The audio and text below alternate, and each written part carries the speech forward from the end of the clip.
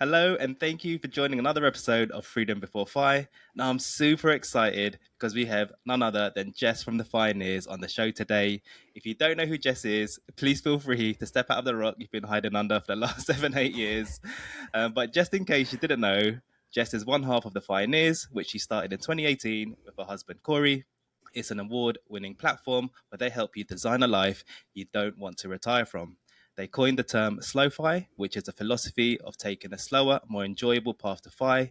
They also popularized Coast FI, and since starting their blog, they've taken sabbaticals, reached Coast FI, of course, quit work to focus on passion projects, renovated a camper van to experiment with van life, and they also relocated from the city to the mountains to be closer to nature.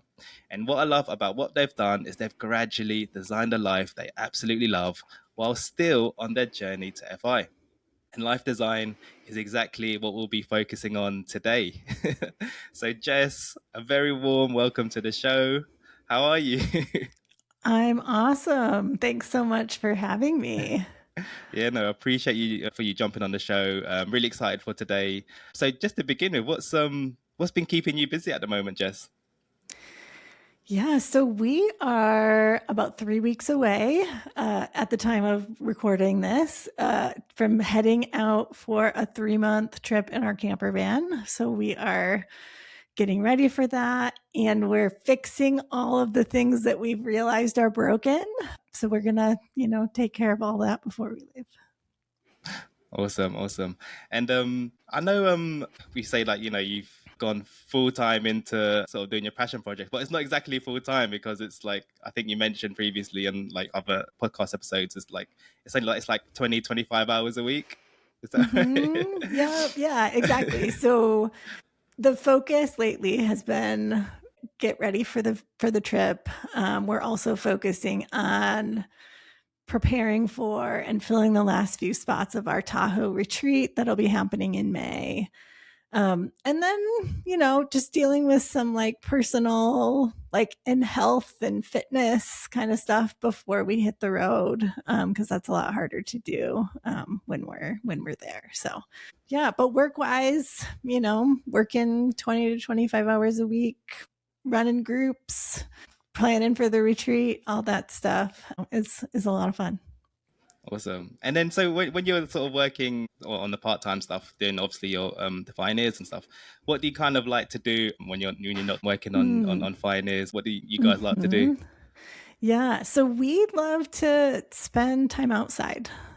So that was a big part of the reason why we moved to the mountains. So we had lived in the city previously, had done a few like extended trips in our camper van and came back to the city and we're like, there's nothing here for us.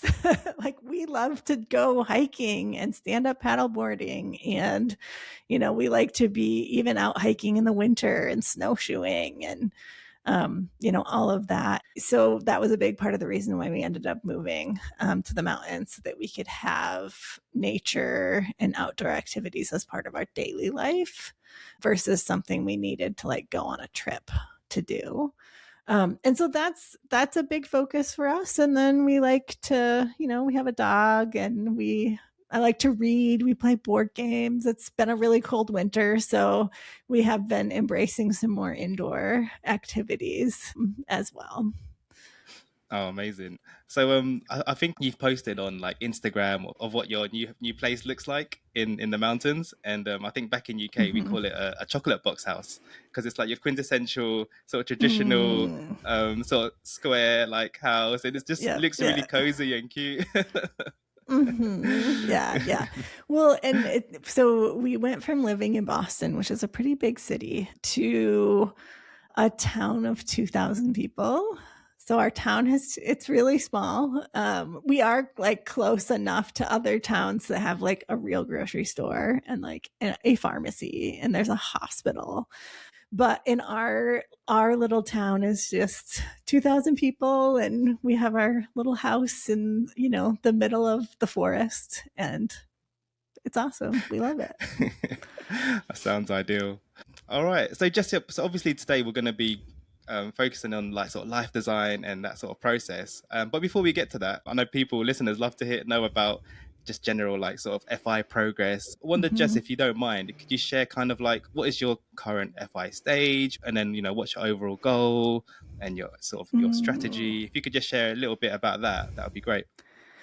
Yeah, so we have embraced what's called a coast fi approach. So the idea behind it is we've already saved and invested enough that if we just let that grow in the background, we don't need to add any more. And as long as we don't take away from it, it will continue to grow to provide us with a comfortable retirement at the age that we choose. We are sort of close to a point where we could choose to take a semi-retired approach where we start to like withdraw a little bit and then cover, a portion of our expenses with investment income and a portion with active income. That's probably something we'll transition into in like say 5 years.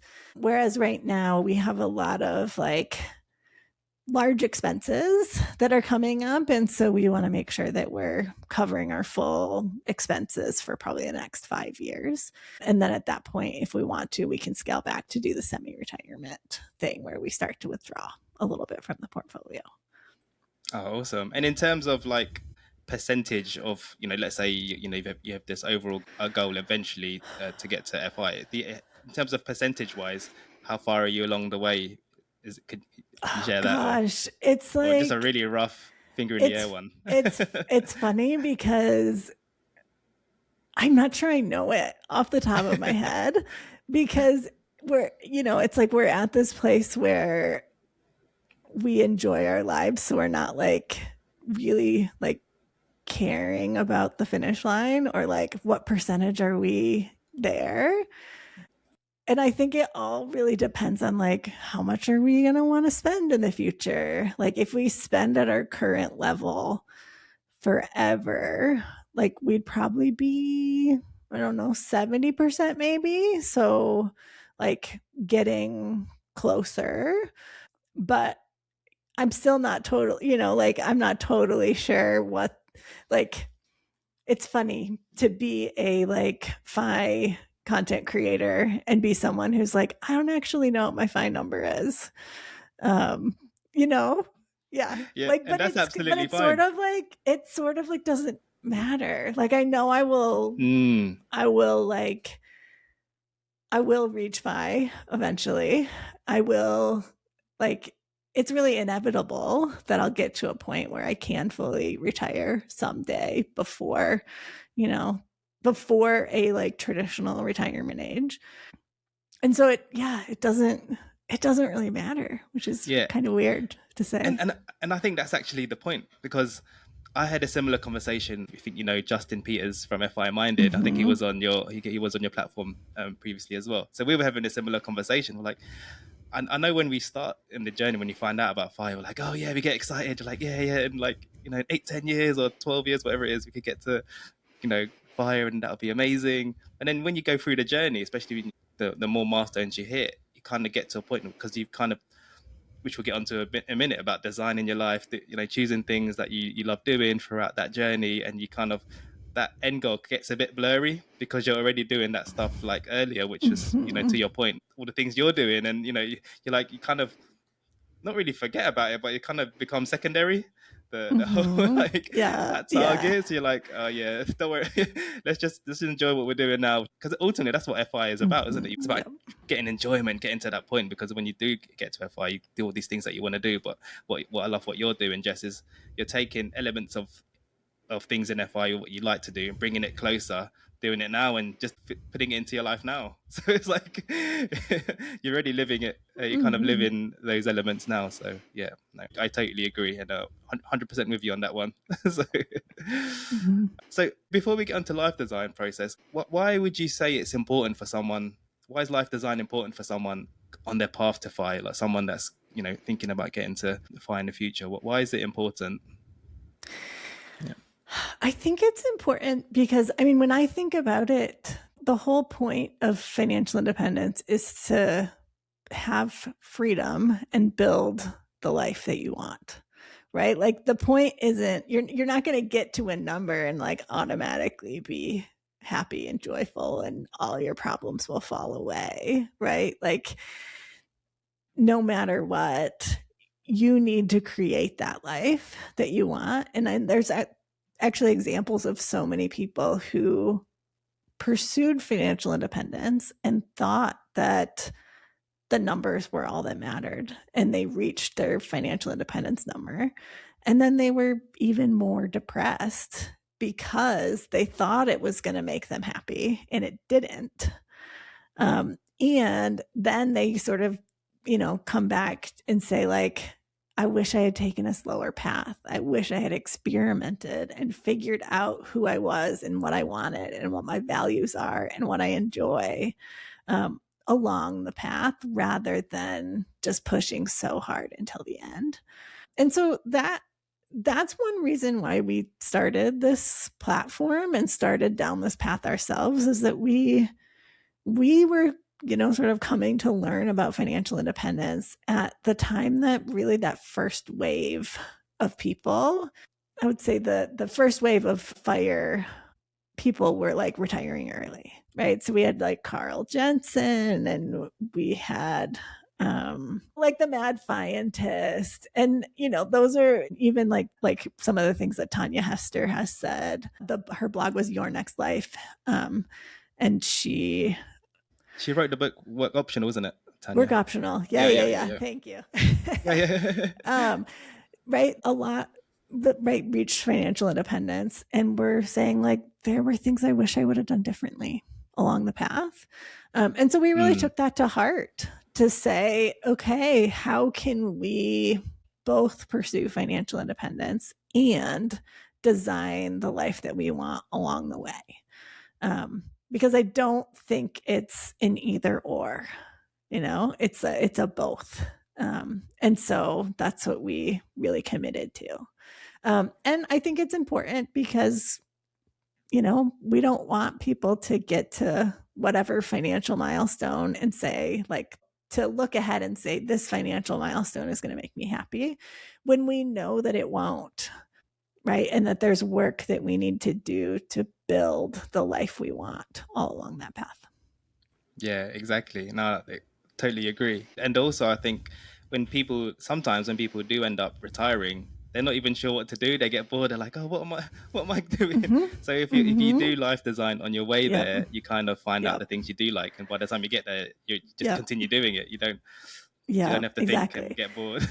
Yeah. Well, and here's one thing that I would say is there's so many examples of people who reached FI, assumed they were never going to work again, and then like went back to work at a better job that was more flexible, or started a business, or, like, we're doing something that generated some income.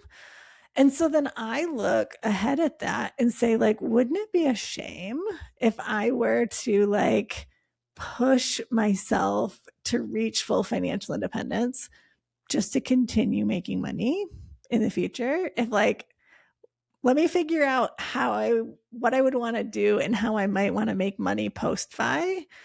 And like, if I can make enough money doing that, why not transition to doing that a whole lot earlier? Exactly. Yep. Okay, cool. So yeah, maybe we could get into the sort of the life design process. And I know you've got a signature coaching program, Design a Life You Love.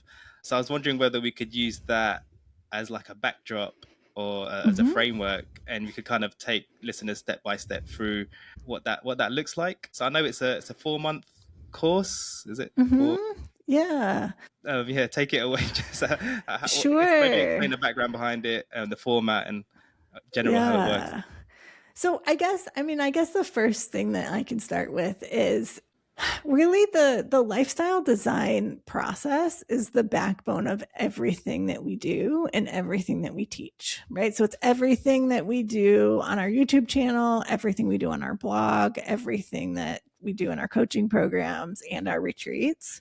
It's all centered around, how do you figure out what is the life that you want and make it a reality, right, in your life. And so I really like the design thinking approach. And so, it was inspired by design thinking.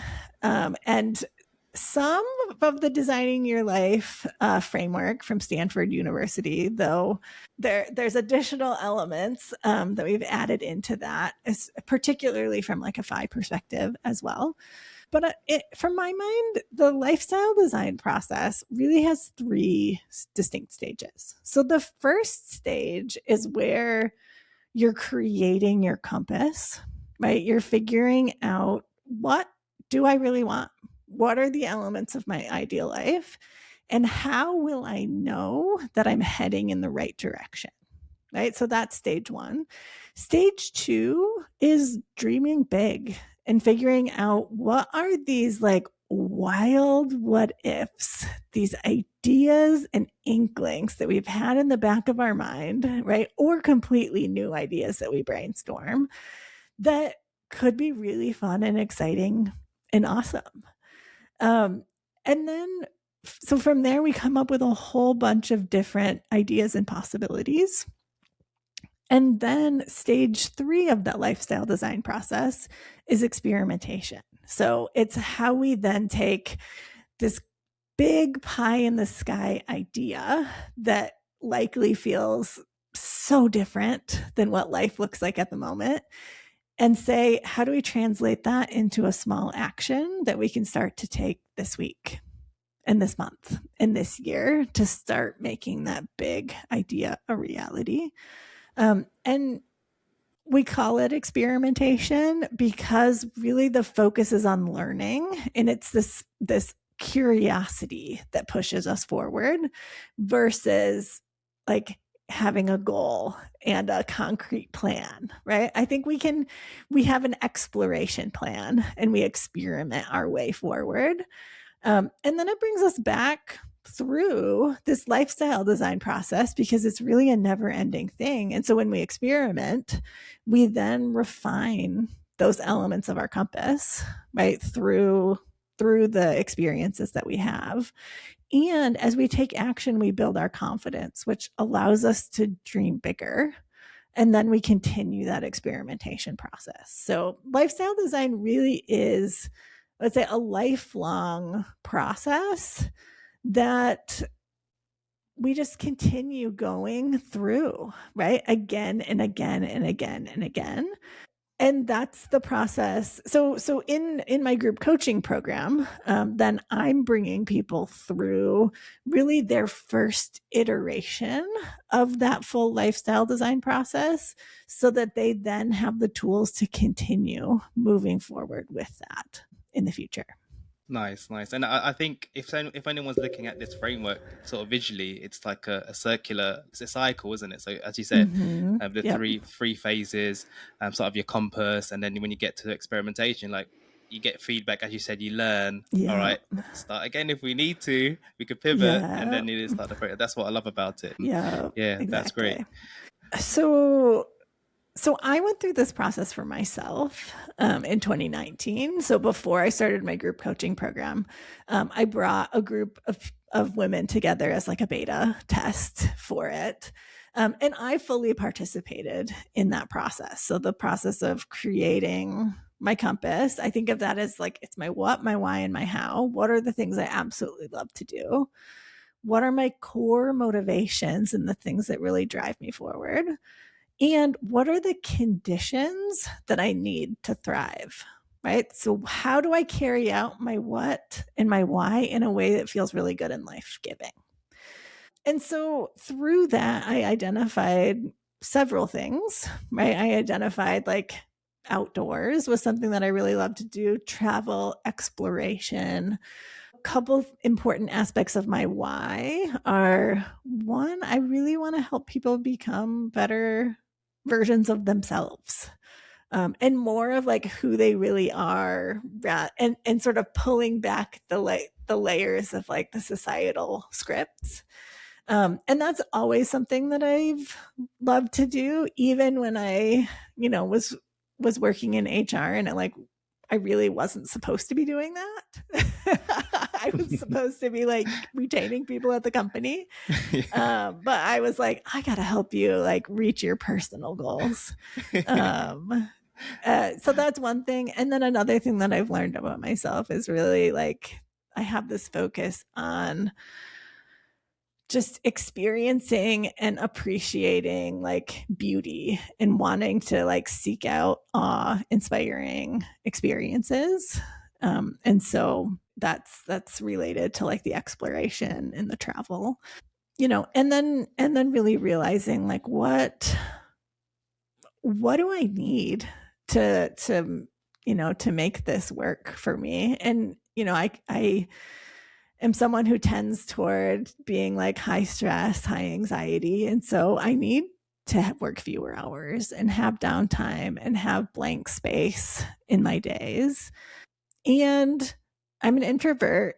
And so I do really love working with people in small groups and one on one. And I know that I need my alone time or my time with like just my husband or just one or two close friends to regain my energy.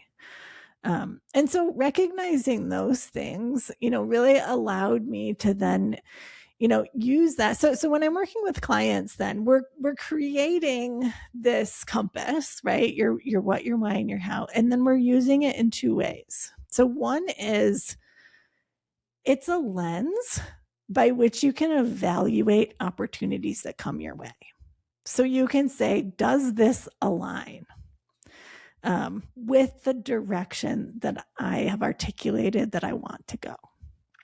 I think sometimes we get opportunities and are like, oh, I should absolutely take this, when it's like not at all something that would really be in alignment with who we are and what we really want. So that's an important piece.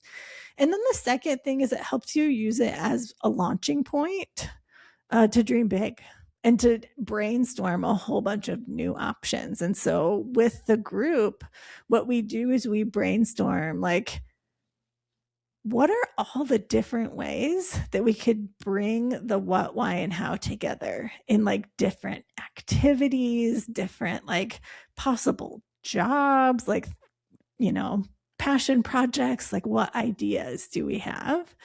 And I remember, so 2019 was back when I had started the blog, but like that's all it was. I was sharing our journey, didn't really think it was going to turn into something. It was just something. It was an outlet for me, and so I Mm. had a number of like different ideas that came out of this process, and some of them came from brainstorming with this group of people that I was doing the work with.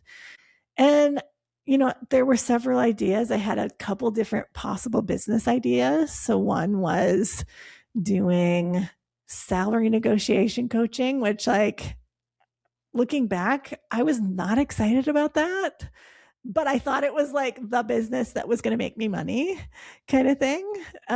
Or I could do like this kind of life design coaching, or I could run retreats. And so those were some of the ideas that I had. And then I also was like, oh, well, I could stay working in HR and just do like contract work, sort of thinking through what those possibilities looked like. And then was starting to think about the possibility of, would we want to be fully nomadic? Like, do we want to sell everything and just travel the world and not have a home base? So we started to articulate like, what were some of those ideas, right? So that was stage two. Stage two is the like, what are the ideas? And then I narrowed it down to figure out like, which are the ideas that I really am most excited about, that I want to experiment with more, or most. And so the things that we experimented with moving forward was starting a business. I chose the lifestyle design focus because that was the direction that I was more excited about. Um, Possibly doing retreats in the future and exploring nomadic travel. And so we started experimenting with those things and loved, like really loved working with people, decided to continue moving forward with the lifestyle design group coaching. I did start to experiment with like, what would a retreat look like? And I started really small.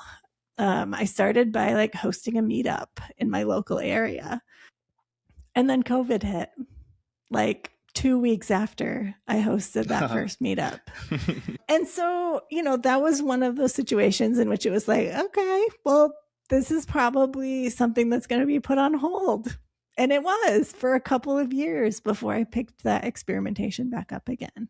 And then we started to experiment with nomadic travel, with van life, and really realized we love traveling and we love coming home after travel. And so, that's an example of realizing like, oh, we had this big idea. We started experimenting with it and realized like we really do want a home base and we do want to be able to travel and explore the world. And, we want to put down roots as well. And so that's, how that compass in the lifestyle design process then, is iterative, because, then it was like, oh, well, maybe we'll live in the city and we'll travel. And then we realized like, we don't really want to live in the city. So what does that look like? And so then that process, continued, as we were exploring the different things that we wanted to do. So Nice. that's how it's played out in my own life over Amazing. the last few years. Yeah, and I like how you could use, as you said, you could use it in different aspects of your life, like career, where you live. You could experiment with a lot of different things, and as you progress through your journey. So yeah, no, I love that. I love that framework, and I love how you've used it in your life. And I've seen lots of similarities, but I'll get back to that later. But Mm-hmm. I wanted to ask about obviously your students and like understanding like they obviously go through this sort of life Mm-hmm. design and they go through a transformation. They come to you with a reason, Yeah. whether it is. So I'm wondering if you could share some examples of maybe some case studies of what students done before, and then Mm-hmm. the realizations through your program, and Yeah. then what they done after it. Like if you give us some sort of Yeah. examples of that, that'd be great. Mm-hmm. Yeah, absolutely. So I started the group coaching in 2020. So I've worked now with about 25 cohorts of students. And I just had a group of students graduate from the program within the last month. And it's really exciting to see the different things that they're doing. And so I have actually, from one of the groups that I ran, I have 2 students who just put in their notice and are taking at least 1-year mini retirements. So one of Okay. them is taking a mini retirement so she has written a novel, and so she's focusing on getting that to a place where she can get that published. And so that's what, kind of her big focus for the mini retirement, as well as figuring out like what's next career wise, because she's Coast Fi and can sort of scale back. And so ideas that she wants to explore are, doing contract work in her field or going to work in a nonprofit in like the arts space. So, and then one of the other people who's taking us at least 1-year sabbatical, though it's open ended, is actually really excited to explore doing like outdoor adventure guiding. So she does a ton of outdoor adventure activities, and so really would love to get into that space for like career wise. And then one of the other students, so she actually just quit her job working in marketing and graphic design to start her own firm. And so she's starting with self-employment right now, which is awesome. And then there was one woman in the program who is technically Fi. And she, finally built the confidence to leave her job and is excited about exploring a whole bunch of different opportunities. And so she's thinking about doing, some volunteer work to start, but in like helping with kids doing like dance and theater, and she's wanting to start a podcast with a friend and such. So really like fun exciting things that people are doing. Um, That sounds amazing. In your sort of your programs that you've done, have you noticed any sort of patterns where there's certain things that barriers or things that hold people back to do these things? Are there certain things that come up a lot in your time of doing these? So that, yeah. I mean, I think there's a couple things. I think one thing that people think holds them back is finances.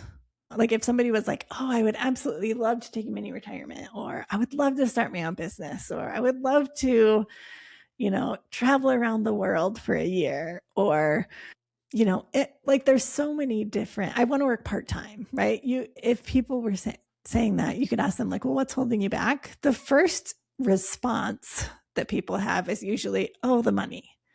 But then you dig a little bit deeper, right? Because that's like the easy answer, I think, is to say like, "Oh, it's the money that's holding me back." Because a lot of times when you dig deeper, it's like, "Oh, well, actually, like financially we could do this, but really there's this sometimes it's fear of failure. Sometimes it's this worry about like bucking societal expectations and what is my family, my bosses, my friends, like it's like the how optics yeah, like type what of are they yeah. going to think of Mm. that? Like that's definitely something. Sometimes it's identity, right? Sometimes it's that like someone has built this identity as like I'm a software engineer or I'm a project manager or and they've built this identity around their career that they wonder, well, who am I if I'm not doing that? Mm. Um, and so or I think sometimes people have this worry if you dig a little bit deeper, which is what if I make a change and I'm not happier? Like, what if the grass Ooh. isn't greener on the other side? And so what I guess I would encourage people listening to this is this to think about like what are some of those ideas in your mind already, or if you don't, like you can definitely start in at sort of an earlier part of the lifestyle design process if you feel like you don't have those ideas yet. But then ask yourself like what's actually holding you back? And my guess is your first response is going to be money. Like that's just like it's just like the easy response is to be like, "Oh, money." Like here's an example. When I was thinking about running my first retreat, somebody asked me like, "Well, what would hold you back from doing it?" And my first response was, "Oh, the like I'm going to lose money. Like what if I lose money?" And then they were like, "Well, how much money would it actually cost?" Or like how much money would you need to like put down as a like a deposit? And I was like, that's really a good point, because in actuality, to run my first retreat, I only needed to put $1,000 deposit, and then I sold the tickets. But if I didn't sell any tickets, I would have lost $1,000 and it would not have ruined me. you know? And so, but I think like that's the easy answer versus saying like, what was I actually afraid of in that situation? I was actually afraid of putting this precious, like this idea that was precious to me that I had been like thinking about for a long time, and I was worried about putting it out there and failing at it, and like being rejected, and so Mm. so like I would encourage people to think about like what's the lower, like go deeper than like, oh, it's the money. Like, no, what is it really? Because how much would it cost and what would it actually take to do that financially? And it's usually something that is attainable, right? It might not be easy to like make it happen, but it usually is something that is attainable, especially for people who are pursuing FI. So there's usually some other fear holding people back. And just just to add to that as well, I mean, that's why there's, you talk about experiments, because you could try things in small, controlled environments Mm-hmm. first to see, like, Yeah. if people Yep. are worried, they're like, oh, I'm not sure about that. I'm like, well, just try a little small. What's the smallest thing? As you said, you Mm-hmm. experimented doing sort of Yep. small classes with your Yep. local FI groups, and yeah, so people could, yeah, as you said, you could, Yeah. like, that's where the experiments come in, and yeah, Yeah. so awesome. Mm-hmm. Yeah. Yeah. Okay. For Oh, sure. that's so cool. So before we sort of wrap up on the sort of life design stuff, is there anything else you'd like to add on? Anything around the sort of life design process or the program? Anything you wanted to touch on before we Yeah. move on to? So what I will say is the Design Only If You Love program is really, really helpful for people who are in like kind of one of two situations. So the first is sort of in this place where you've always been following up to this point society's script for success, right? Like you are successful on paper, but then you're wondering like, is this it? Like, is this like I've worked so hard and for what? Um, but for people who then have focused on like conventional versions of success and don't really know what they would even want their life to look like, right? So that's sort of one path that this is really helpful for. So it helps people to clarify like who am I and my compass, and then actually brainstorm a whole bunch of ideas and get ideas from that process. The second person that I would say this process is incredibly helpful for is someone who I think is almost in the opposite situation where they are like, I have 10 million possible ideas and I have absolutely no idea how to choose which ones that I want to pursue. So I haven't done anything. Right. And so there's a Yeah, subset of clients who I work with who are like, it's like they feel paralyzed from the sheer number of possible directions that they could go. yeah. Analysis And paralysis. yeah, yeah, yeah, exactly. So yeah, so I would say that the program is good for sort of those two profiles of people, and for people who are sort of in a period of looking ahead to wanting to make some sort of transition or in a transition period, at the moment. Yeah, and if people are interested in learning more about this, they can find out more information and like sign up for the wait list on our website. Awesome. And how many cohorts do you usually have in a year, or? Yeah, so I usually run 4 cohorts a year. So I do 2 in the spring. So I have two groups that just started. And then I run 2 in the fall. So typically they'll start in September and end in January, February. Awesome. Okay, Yeah. good stuff. Yeah. So if anyone's interested, yeah, we'll be putting the links in the show notes. So yeah, awesome. Awesome. And then just you mentioned another thing that you experimented on and been doing is the Mm-hmm. retreats. So I know you've got 2 this year, one in Lake Tahoe in May, and I think in October, yeah, in your local area, New Hampshire, Mm-hmm. which sounds awesome. So I know you've done a few of those. So yeah, tell us a bit more about the retreats. Like what usually happens on those. I know it's in like 3 days. So yeah, Yeah. if you could just give us a bit of an outline of that and how's the retreats are going. Yeah. So I would say the retreats also, we utilize that same lifestyle design process, but we're diving into different elements of it. And so during the retreat, the focus is really on inspiration and building community with other people who are on the same path as you. And so the we're really diving into like, in some ways it's like the second stage of the lifestyle design process, which is the idea generation, and so exposing people to different ideas and options, and so bringing speakers who have done really like cool interesting things like starting their own business or taking a sabbatical or working part-time or taking a semi-retired approach, something like that. And really having them share their stories and how they did it. And then also getting to know the other attendees who also have, their own awesome experiences and stories to share as well.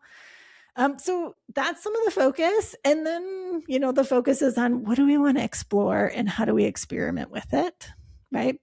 And I would say that's the content of it. So people are sort of leaving this experience with specific ideas, an action plan. They've thought through the numbers. They've thought through like what would need to be true to make this possible.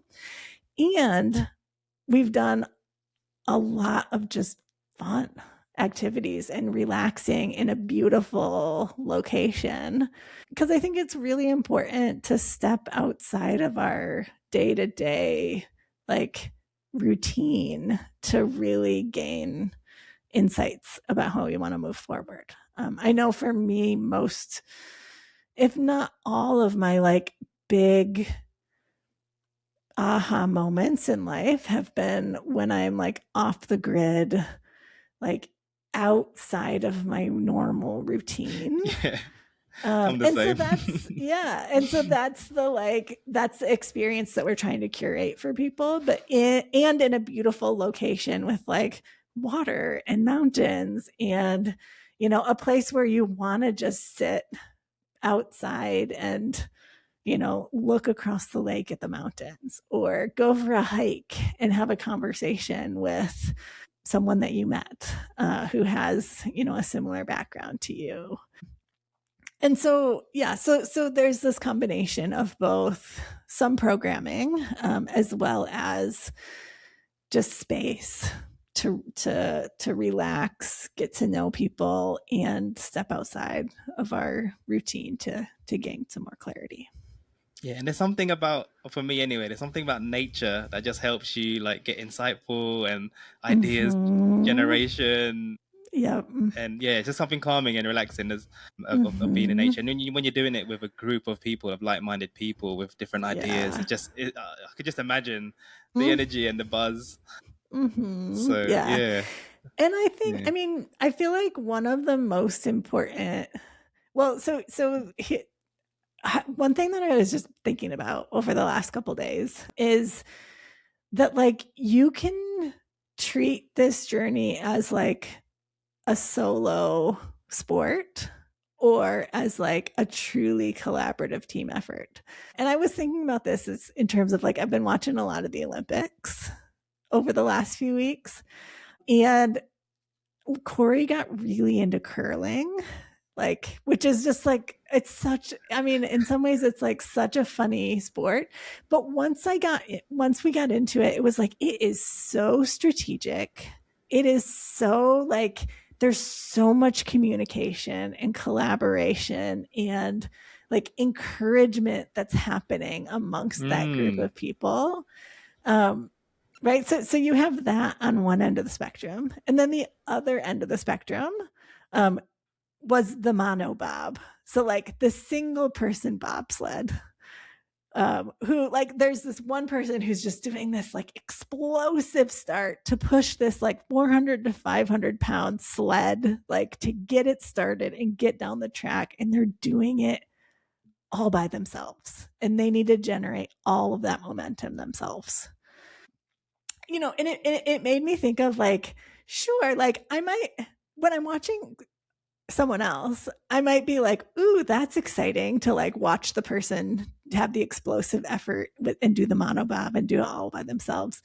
But the thing that I would want to play way more likely would be curling, because it's with a team and it's collaborative and it's encouraging, and there's constant communication happening.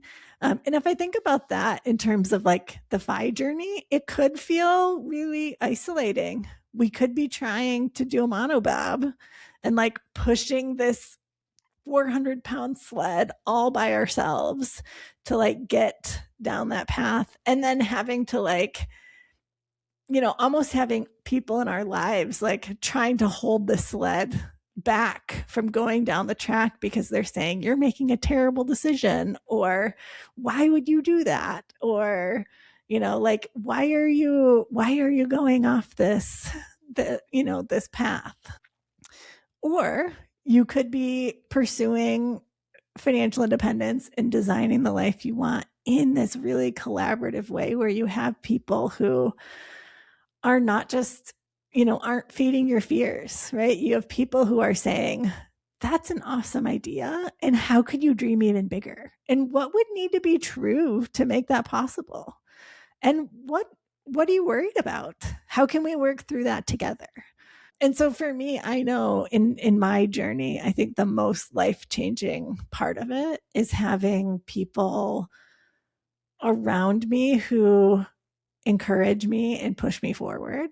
And so I think that's really the most important part of the retreat is let's meet some people who can be those like teammates along the journey with us. Yeah, yeah, exactly. I love that. I love that analogy you used as well, the Olympics. Mm-hmm. That's awesome. Yeah. Just on the curling, yeah, I'd love to like because when I watch that, it's funny because it looks like they're just like clean in the ice, and you're like, oh, Yeah. there's Yeah. layers to this, so there's Yes. more There's to it. layers, and they're in constant communication and encouragement and like sharing ideas back and forth. And this was the very first time I ever actually like watched it. And I was like really impressed by them and was like, that's cool. That's like these people are, the kinds of relationships that they've built with their teammates. Like they are just incredible. And that's what I want on my path to FI. Yeah, yeah, absolutely. Oh, that sounds awesome. Okay, Jess. So we covered some of like the life design stuff, and then obviously on your retreats, some of the things that you're doing. Before we go over to kind of like the quick fire Mm-hmm. question round, is there anything else that you'd wanted to talk about that maybe we didn't get time to sort of touch on it today, or is there anything else? Because I know you do lots of like interviews. Is there anything that people don't Mm. really ask you about that you'd love to like sort of share or discuss about? Mm. That's a good question. I think we really were getting to the crux of it there when we were talking about the focus on community, right? I think the community really is key along the journey. And I think there's a few reasons for that. Like, one is you have this encouragement and thought partnership, and you have people pushing you forward. And I think a big part of it too is about inspiration. And so I know you brought up the fact that we do these interviews and stuff. So we've done interviews on the blog and interviews on our YouTube channel of almost at this point, like over 80 people, maybe close to 90 people who are designing awesome lives on their path to financial independence, not after. Like, I've been so incredibly inspired and have like gotten ideas and moved forward on so many things because of the stories that I've heard from other people, and starting to even expose myself to like what's actually possible. And so yeah, I would encourage people to seek that out too, whether it's through the stories that we've shared or just through connecting with other folks in the FI community to learn more about their stories, to start seeing like what's possible for us beyond what we know from societal expectations and norms. Yeah, I totally agree with looking at how other people have done it. And I love the your slow fi interview series you had on your blog. There's so like different mixes of things that people have done and at Mm-hmm. different stages. And sometimes you may relate to some and you're like, oh yeah, that's interesting. Yeah. Oh wow, I didn't think about that. And Yeah. yeah, I really like those ones. So yeah, anyone listening, if anyone wants to sort of get some inspiration, find his slow fi interview series is really great. All right, Jess. So we're gonna jump into the quick fire question round now. So I've got 5 questions for you. Just answer them as briefly as you can, as quick as you can. First thing that comes to your mind is absolutely fine. Question number one is: what's something you wish you'd done 10 years ago? Okay, I'm 38. What do I wish I had done when I was 28? I really wish that I had examined the desire to climb the corporate ladder. I think at that point in my life, I was really focused on making, earning a higher salary, getting the next promotion. And it sort of wrecked me. And I wish I had, questioned that. All right, good one. Question number two. What are one or two daily habits that have helped you in your journey? So, daily habits, it's funny, it's going to be like very basic things, but one for me is I think it's really important to feel good on a daily basis. And so, actually, one of the things that we do in the program that I run is figure out like, what does your ideal day look like? And so, for me, that looks like waking up without an alarm clock and having a slow morning and making sure that I get outside every single day. Um, Even if it's, Nice. way below freezing. Still, getting out, getting outside, because that's something that that's something that's really important on my compass. Um, Yeah, yeah. love it. Yeah, I have similar ones. Question number three. What's your most important lesson in life? That's a big one for a quick question. Um, Most important life lesson. I mean, ultimately, I think that my most important life lesson is really like my life philosophy, which is that the journey should be as remarkable as the destination. And so the focus is not on how do I get to this next milestone and then I'll be happy, but making sure that I'm building that life um, all along the way, and enjoying the process. Thanks for sharing, Jess. And then question number four. What are two or three transformational books that you could recommend to listeners that have helped Mm-hmm. you? Designing Your Life, Mm, by the Stanford Design School. And I really loved Work Optional by Tanya Hester. So that was one of my sort of early FI awakening books. And I guess the other one, so the third one I would say is Your Money or Your Life. So that was really my like gateway into understanding more about FI and money and, how it relates to life and, realizing that retirement's not an age. It's a number. yeah, yeah. One of the originals. Nice one. Mm-hmm. And then question number five. What's one or two small things listeners can do this week if they wanted to kind of get to what you're doing now? Yeah. So we talked about a few of these things on the episode, but I think one of the things that I would encourage people to do is think about what's that crazy, wild what if in the back of your mind, and then ask yourself, what's holding me back from doing that? And then go deeper than money and work through like what's actually holding me back. How can I move forward? And then the second thing is find other people who are doing the thing that you want to do, whether that be, you might have a local FI group, or like if you're an entrepreneur, local entrepreneur group, or you could go to an event like our Slow Fi retreat or Camp Fi or, something like that, to really just start making deeper connections with people who are moving in the same direction. Nice. All right. Okay. Anything was anything else to add to that, Jess, or did, was that I think those are the two. Yeah, those yeah, are the two nice, nice. things. So think Okay, about awesome. what's my crazy wild what if and what's holding me back.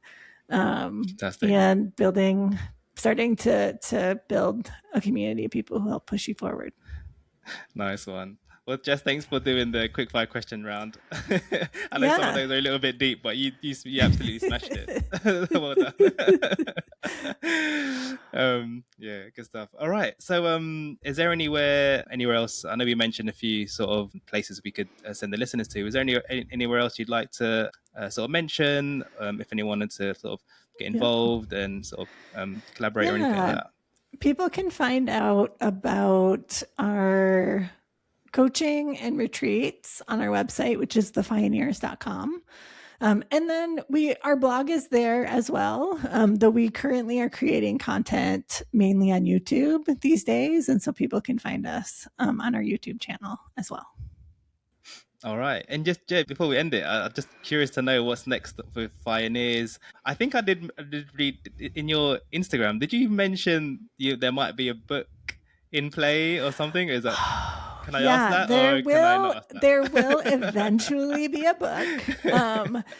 It is like 90% written. Well, no, it's written. The first draft is written.